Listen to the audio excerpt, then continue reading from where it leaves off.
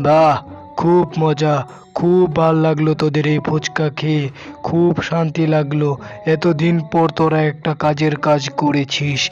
যাক, আমিও অনেক ফুচকা পছন্দ করি। তোরাও অনেক সুন্দর ফুচকা বানাতে পারিস।